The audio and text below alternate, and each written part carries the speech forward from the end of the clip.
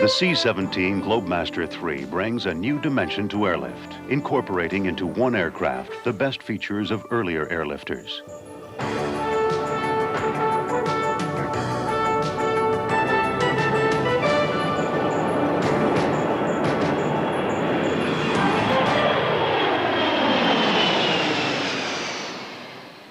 Like the C-141 Starlifter, the C-17 has a small outward profile to minimize airfield parking requirements.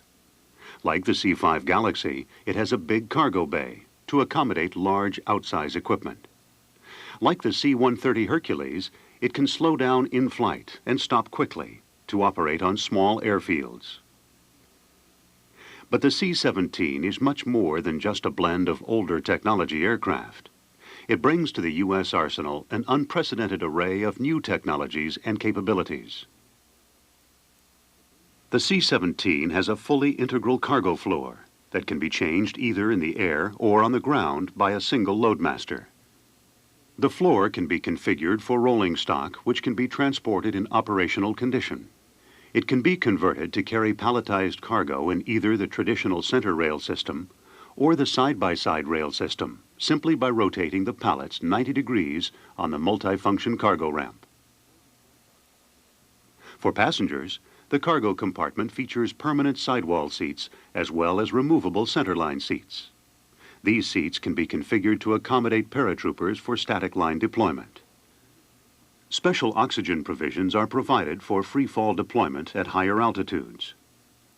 The C-17 supplies airdrop provisions for the container delivery system either from the centerline or the side-by-side systems. The C-17 also accommodates low-velocity airdrop with platforms weighing up to 60,000 pounds or low-altitude parachute extraction.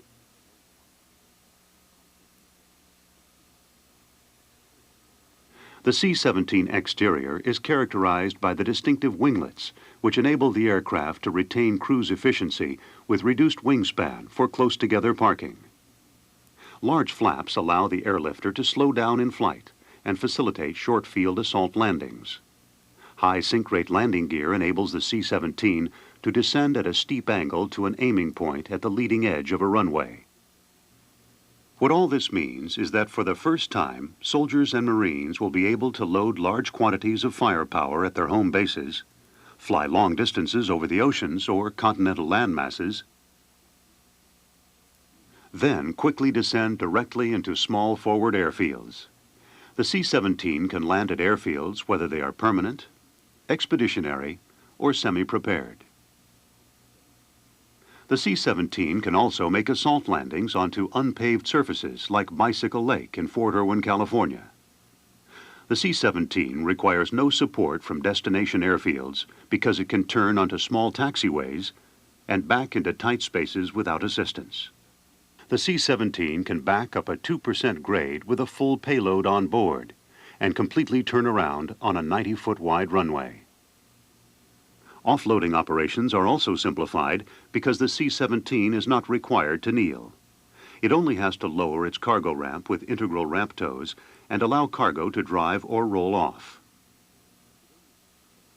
If the cargo is palletized, it can be combat offloaded from either the centerline or the side-by-side rail systems. The C-17 engines are located high on the wings, permitting personnel to conduct ground operations while the engines are running. From its wing tanks, the C-17 can download fuel into Army storage tanks or vehicles. Because the C-17 occupies 37% less parking space than a C-5, its capacity is deceptive. It actually has a fuselage twice as wide as a C-141 and an extremely strong cargo floor. This size and strength enables the C-17 to carry all the modern firepower of the U.S. Army and Marine Corps, including Apache helicopters. A 130,000-pound M1A1 Abrams tank, or 5-ton expansible vans which can be loaded side by side because the C-17 cargo compartment was designed without the shoulder restrictions of the C-5. The cargo ramp is an extension of the floor and can carry 40,000 pounds, the entire payload of a C-130. This ramp floor combination allows a Globemaster III to carry equipment loads that maintain unit integrity. It can transport a multiple launch rocket system. It can carry a Patriot missile launch station and radar unit in 2 loads. With its 169,000-pound cargo capacity, the C-17 can haul 6 light armored vehicles in a single load. Litter provisions are furnished for injured personnel who require aeromedical evacuation. The C-17 mission computers can operate and navigate the aircraft to rendezvous points for aerial refueling and formation marshalling. When connected to the station-keeping equipment, computers can even maintain formation spacing, thereby reducing crew fatigue. Ground force commanders in the aft of the cargo compartment can maintain communications with their units in other aircraft or on the ground by connecting their SATCOM radios to the power and antenna connections under the sidewall seats. In addition to its strategic capabilities, the Globemaster III has the survivability features demanded of a tactical airlifter. It is designed to spend 1/3 of its life flying at low levels for training and operations. The C-17's rapid offload capability assures minimal exposure on the ground at vulnerable airfields.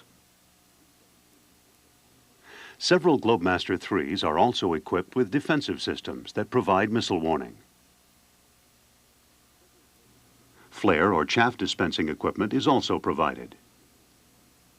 The C-17 Globemaster III has already set 22 world records, including one for short takeoff and landing for jet aircraft. The record was established by taking off and landing with 44,000 pounds of cargo in less than 1,400 feet. As was stated by the Commander-in-Chief of the U.S. Transcom, if the C-17 had been in service during the first 12 days of Desert Shield, 80 C-17s could have done the job of 117 C-141s. What's more, the C-17 fleet would have provided General Schwarzkopf with an additional 10,000 tons of warfighting equipment. The first operational C-17 squadron of 12 aircraft is now formed at Charleston Air Force Base in South Carolina. The first operational missions were flown in October 1994 from Langley Air Force Base in Virginia to Dhahran in support of Operation Vigilant Warrior. Initial operational capability was declared in January of 1995, and the C-17 is extending the reach in global reach.